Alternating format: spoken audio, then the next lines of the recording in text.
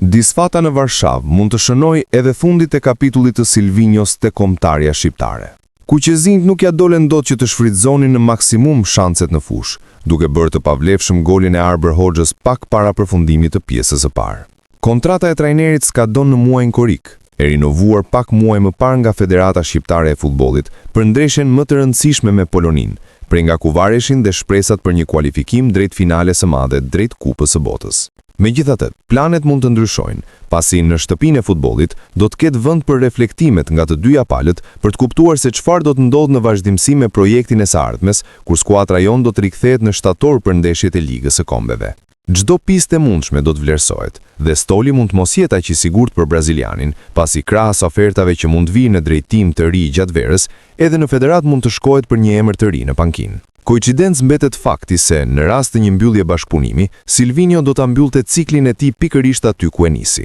Por përpara se gjithçka t'ju drejtohet tryezave të diskutimeve për të vënë përfundimisht pikat mbi i, Shqipëria e brazilianit do të zhvillojë dhe një miqësore me Ukrainën, skuadër e cila u eliminua gjithashtu nga Suedia për finalen e madhe. Deri atëherë, mbetet për të thënë fjala e fundit, dhe në këtë test prove, ku lojtarët më pak të aktivizuar në skuadër kanë shansin të tregojnë veten dhe të kënaqin trajnerin.